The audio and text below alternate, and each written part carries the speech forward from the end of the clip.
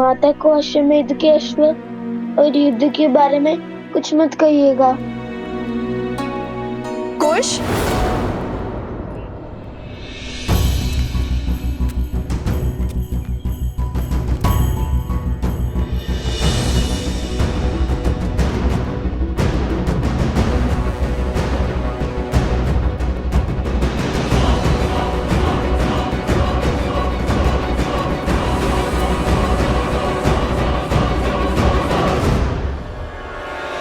कुश, बोलो।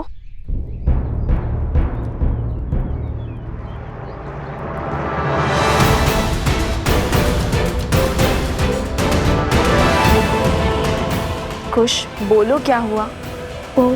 वन देवी,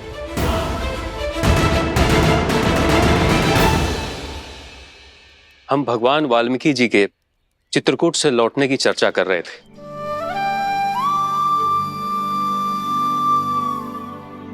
अच्छा, गुरुवर से मिलने की अभिलाषा तो मेरी भी थी, किंतु आप लौट आए, ये भी संतोष का विषय है।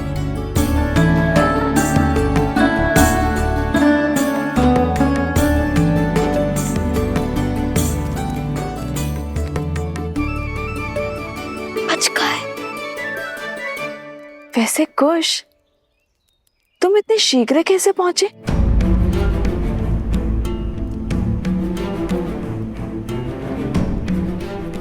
वो आपके प्रतापी पुत्र ने क्षण भर में ही वृक्ष हटा दिया था और पेड़ को भी शांत कर दिया था। अब सब ठीक है ना सोम? हाँ बिल्कुल है ना गुरु? हाँ, कुश ने यूं हल कर दिया हर संकट को। अच्छा, तो हम यूं ही इतने लंबे मार्ग से आए। मार्ग लंबा हो या छोटा, थकाता तो है ही माता। चलिए ना, बहुत भूख लगी है, चलिए ना, कुछ खिलाइए ना। हाँ, भूख तो मुझे भी लगी है, चलिए ना। चलो।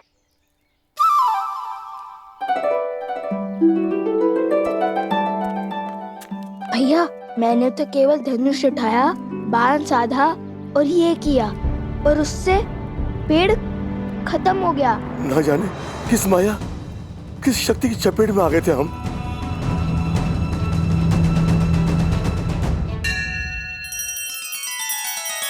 श्री रामचंद्र कृपालु भजु मन हरण भव भय दारुणम। नव कंज लोचन कंज मुख कर कंज पद कंजारुणम।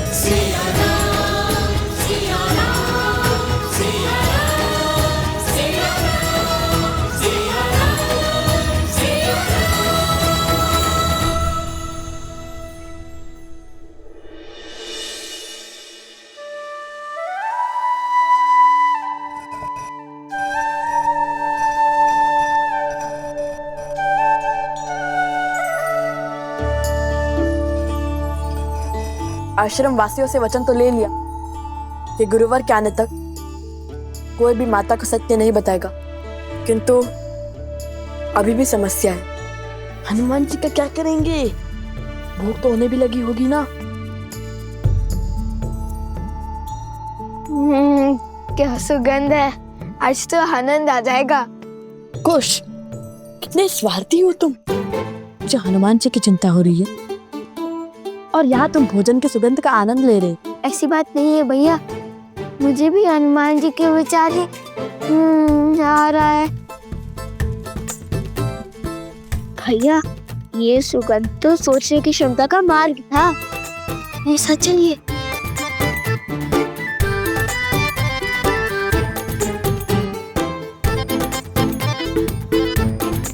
अरे कुश, रुको।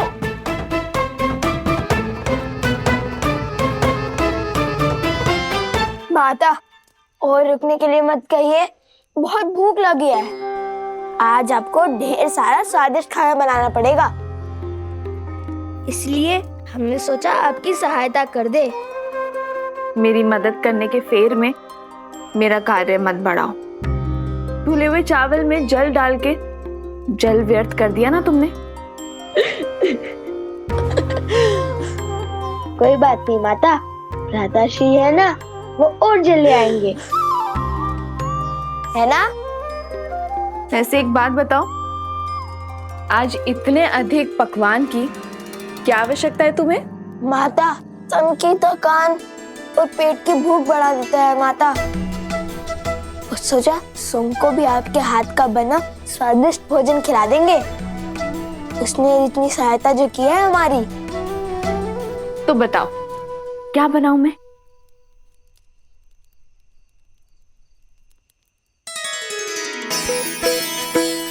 माता, मुझे तो अनेक वस्तुएं प्रिय हैं, जैसे कि खीर, मालपुआ, दही, मक्खन, केले, लड्डू।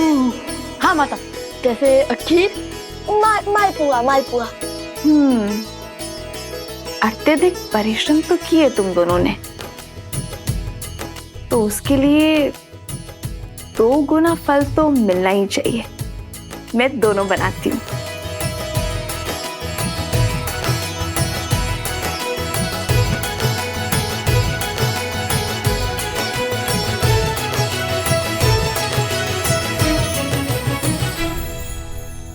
ये लीजिए माता सामग्री। माता, तनी के तुलसी भी डाल दीजिए, उन्हें बहुत भाती है। तुलसी?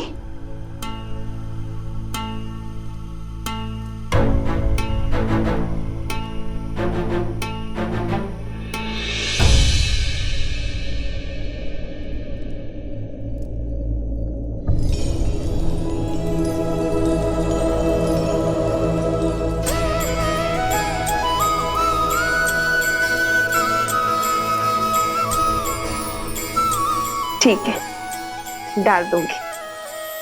अब तुम दोनों यहाँ से जाओ। मेरी सहायता करने से अधिक हुड़दंग मचा रहे हो। चलो जाओ।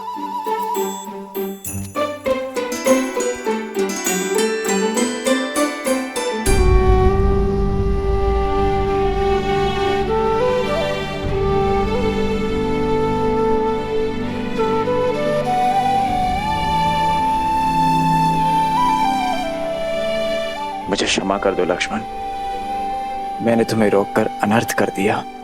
मेरे मन में पहले करुणा थी, किंतु अब मेरे मन में प्रतिशोध है। भैया की आज्ञा से उन दोनों बालकों को दंडित करूंगा मैं।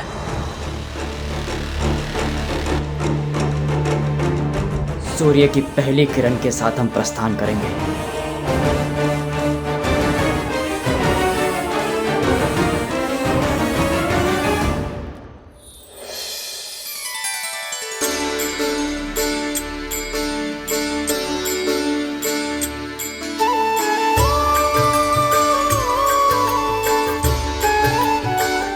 भोजन माता ने बनाया है। बहुत स्वादिष्ट है ना? सोमकर्ण को छका कर आए हैं। वो क्या है ना, उसी के नाम से तो हमने माता से इतना सब कुछ बनवाया है। वैसे हम असत्य नहीं बोलते, किंतु बंदी को भूखा भी तो नहीं रख सकते ना। कोटि कोटि धन्यवाद, किंतु एक दुविधा है, इसे मैं खाऊंगा कैसे?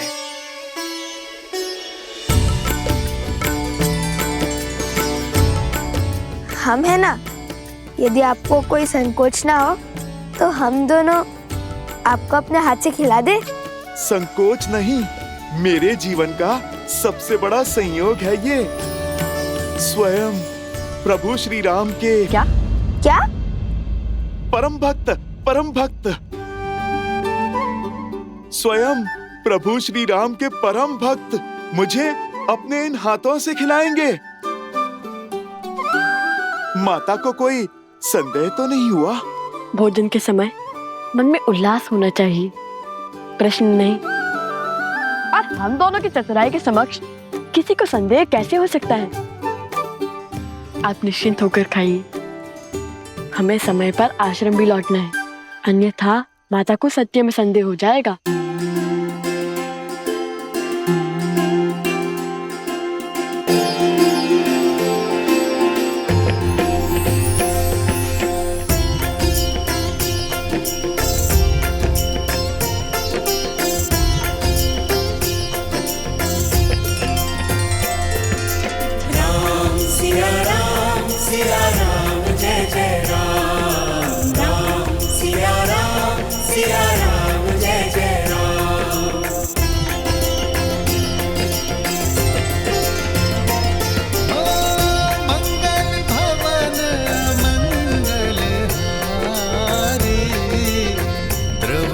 सुदशरथ अजर बिहारी।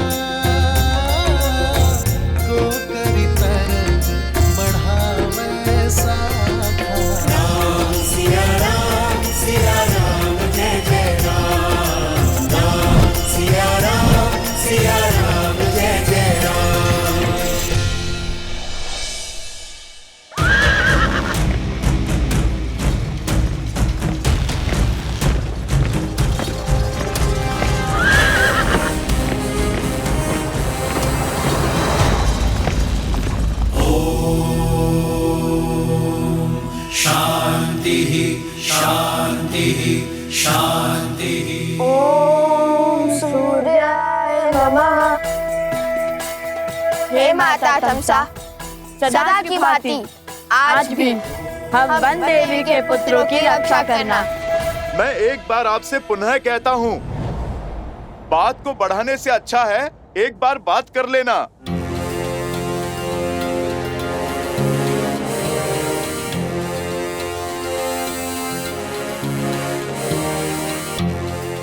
बातचीत से हर समस्या का समाधान संभव है।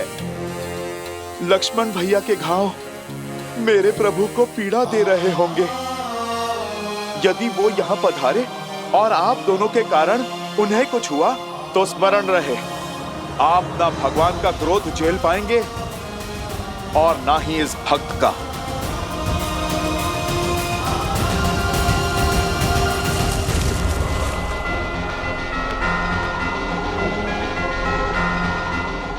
इस संसार का कोई संकट नहीं जो शब्दों से ना सुलझ सके।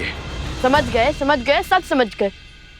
किंतु एक बात है जो समझ में नहीं आ रही। श्री राम के भक्त को उनके विरोधियों की इतनी चिंता क्यों? जिन्होंने आपके प्रभु का अश्व पकड़ा, उनके काज में विघ्न डाला। राम काज सफल बनाने वाले हनुमान जी भला हमारी सहायता को क्यों तत्पर हैं? लवकुश मेरे ही पुत्र। आप राम काज पूर्ण करने में असफल रहे। मुझे मेरे प्रभु को कुछ समझाने की आवश्यकता नहीं है।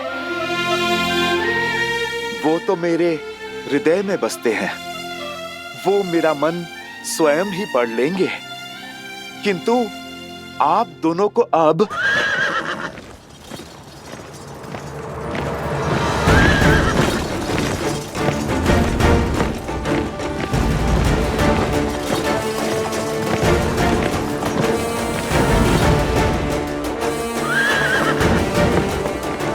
भरत भैया,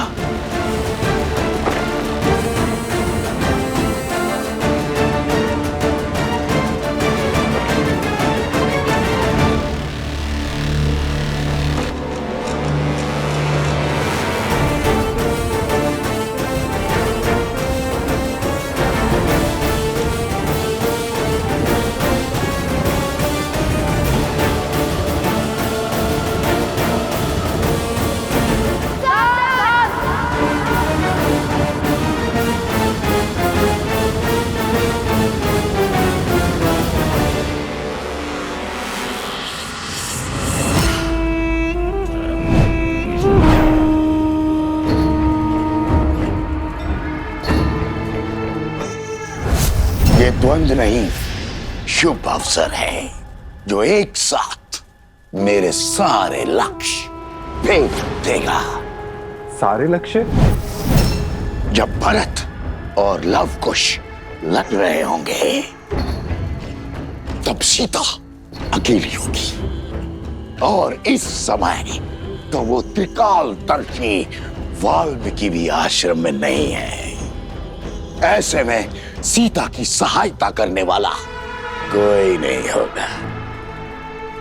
हम सीता का वध करेंगे।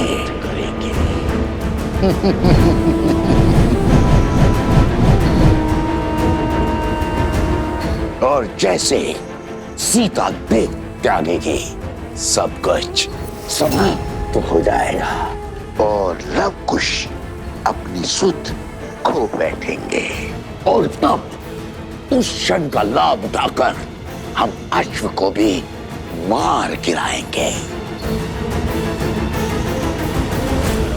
और जैसे ही राम को इस बात का बोध होगा वो लव और कुश को अपने हाथों से मृत्यु देगा। और जब सत्य ज्ञात होगा कि उसने स्वयं अपने पुत्रों का वध किया है तो वो ग्लानि में स्वयं को समाप्त कर देगा। किंतु इस योजना का आरंभ सीता की मृत्यु से कैसे होगा? सीता को मारने का कार्य कौन करेगा?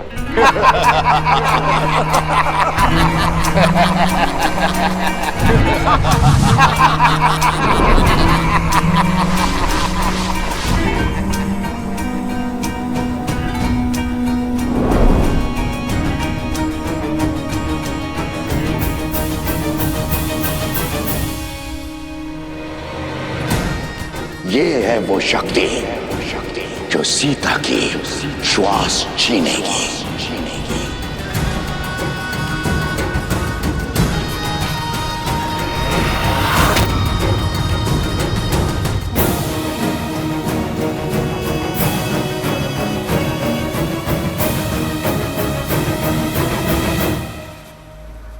अब सुनो कि तुम्हें क्या करना है।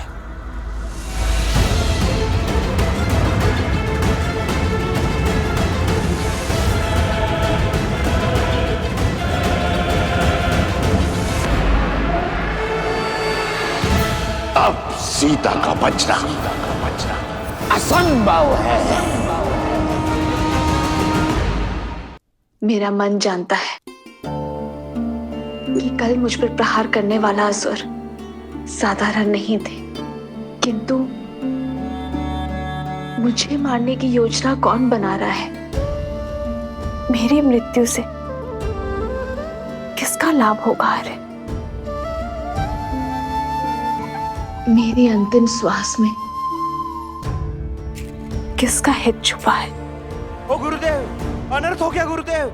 गुरुदेव,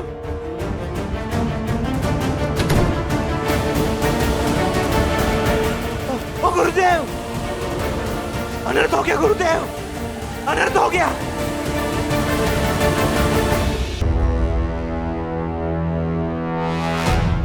हनुमान जी, मैं मान ही नहीं सकता कि संसार का कोई भी बल आपको बांध सकता है, परंतु आप इस अवस्था में, अर्थात आप इन दोनों बालकों की मीठी बातों में आ गए।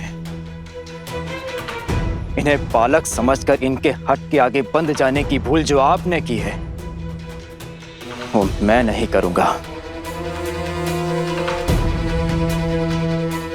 लक्ष्मण, शत्रुघ्न और हमारी सेना की जो इन्होंने दुर्दशा की है उसके लिए मैं इन्हें दंड अवश्य दूंगा।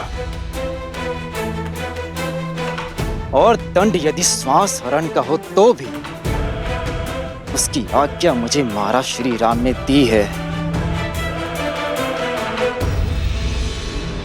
क्योंकि इन दोनों बालकों का अपराध क्षमा योग्य तो नहीं। बालकों, धर्म की मर्यादा रखना रघुकुल का दायित्व रहा, इसलिए मैं तुम्हें एक अवसर देता हूं कि चुपचाप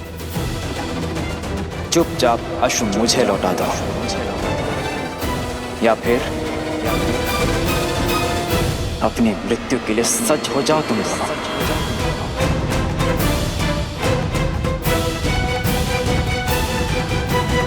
अच्छा हुआ कि आप हमें बालक नहीं योद्धा समझते हैं, क्योंकि अबोध बालक ना तो प्रभु श्री राम से प्रश्न पूछने का साहस रखते हैं और ना ही सामर्थ्य। और हमारे सास ने ही हमें सामर्थ्य दिया है। श्री राम को हमारे प्रश्नों के उत्तर देने के लिए यहाँ आना होगा।